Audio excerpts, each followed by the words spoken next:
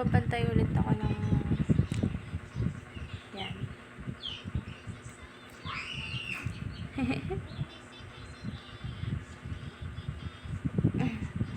Naano siya kanina, naanghangan siya dito sa mata. Kinabahan ako. Bilang isang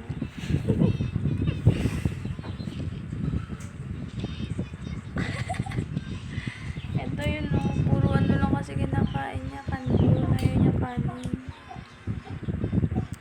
Tapos nakailang tubig na siya, like nakailang cup, parang nasa 4 na cup. So laki na ng tiyan, tingin nga ng tiyan, you know. Mama? Laki ng tiyan. Saan? Chocolate. Baka mabate. Pag ganun. Alam nyo ga guys, ano,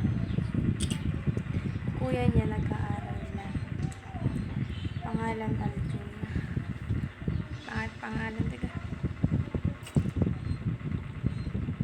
Yun lang. Siguro yun lang.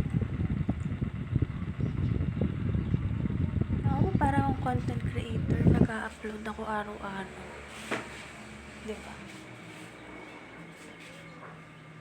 Wala pa rin sila. Ano ba oras na? 10:00.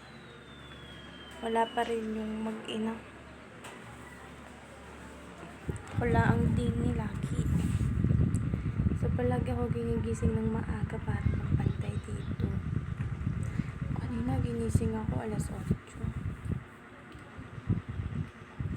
Hindi naman ako ganun gumigising. Mga gantong oras tulog pa ako.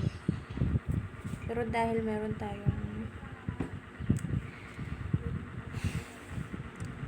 alagaan, kailangan talaga natin gumising. Nanonood siya ng Masha and the Bear. Hina naman bebe ng volume mo.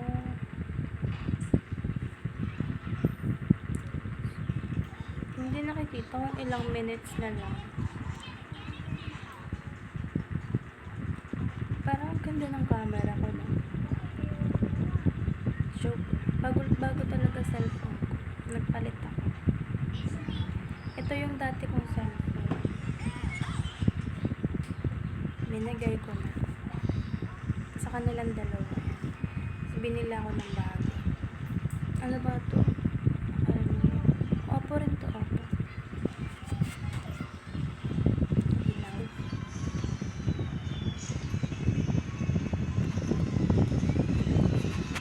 Ayun na. Hindi pa iPhone yung binili mo. Pero feeling ko, sa birthday ko, meron na. Tapos tong tit ko,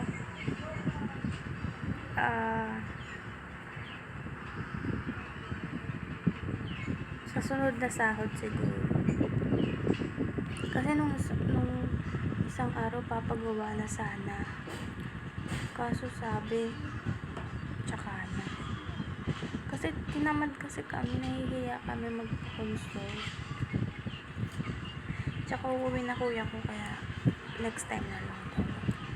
So, magre-ready na kayo sa blue one. Kapag napaayos ko yan, wala. Ngingiti na ulit ako ng malala.